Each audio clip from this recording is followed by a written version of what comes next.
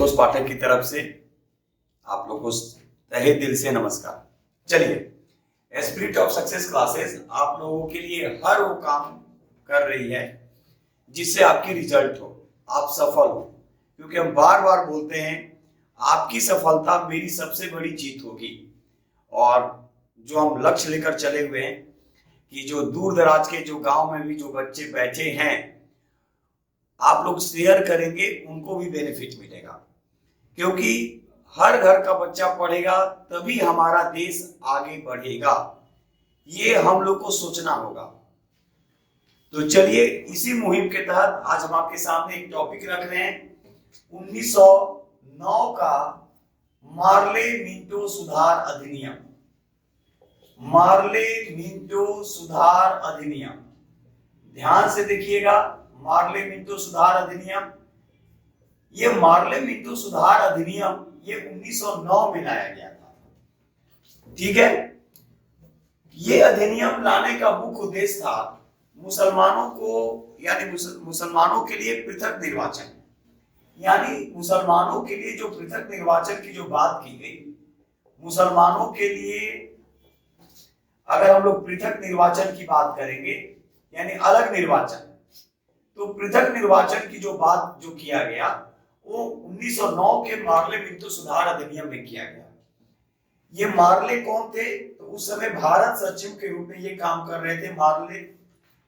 Minto कौन थे? तो ये भारत में उस समय वायसराय थे, याद रखिएगा। तो ये अधिनियम ऐसा अधिनियम था जिसमें, क्योंकि 1906 के मुस्लिम लीग के जो शिष्टमंडल जो थे वो शिमला में मिंटो से मिल चुके थे और मुसलमानों के लिए पृथक निर्वाचन की मांग वहां उन्होंने किया था।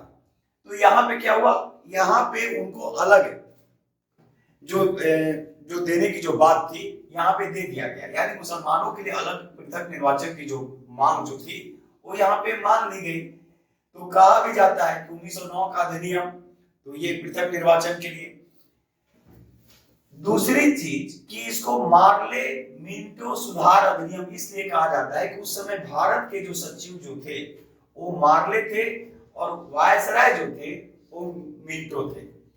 एक चीज और, ऐसा कहा जाता है कि 1909 का जो अधिनियम जो था ये सबसे कम अवधि का अधिनियम था।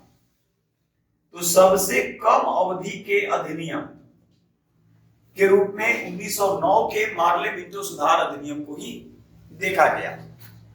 एक चीज और हम बार बार बोलते हैं, अब जो भी होगा 9 में आप उसको कनेक्ट करके भी पढ़ सकते हैं। तो जो भी टॉपिक हम पढ़ रहे हैं आपको पीछे से हम एक बार रिपीट जरूर करा दे रहे हैं, क्योंकि हम बार बार बोल रहे हैं कि मेरा एक ही उद्देश्य है कि ज्यादा से ज्यादा आप लोग को बेनिफिट मिले। तो हम इसके पहले जो टॉपिक पढ़ा है वो कौन कौन सा था अभी देख लीजिए।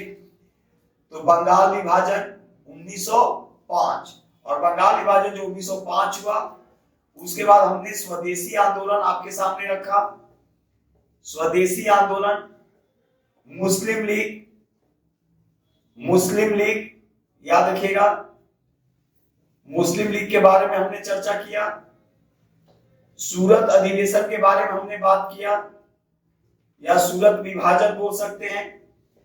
इससे क्या होगा कि आपके माइंड में पूरी तरह से डाटा एक जगह जाके फिट हो जाएगा जो कहा जाता है, और फिर आपको दोबारा कोई वीडियो देखने की जरूरत नहीं पड़ेगी, क्योंकि एक ही जगह आपको सब कुछ मिलने जा रहा है।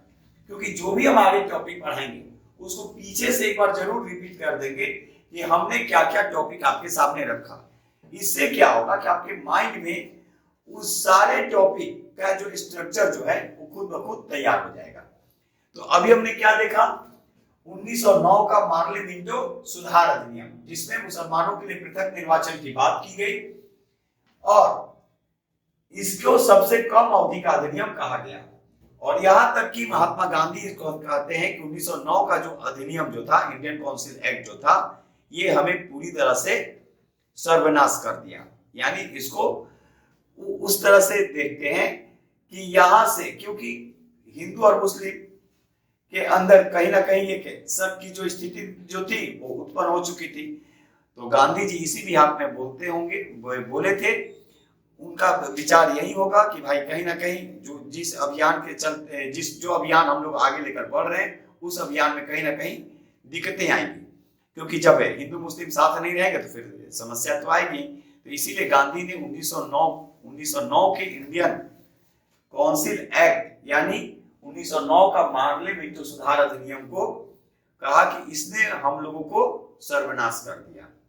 ठीक है, तो जो टॉपिक आपके सामने हम पढ़ाए अभी रखे, फिर आगे जो होगा वो टॉपिक आपके सामने रखेंगे।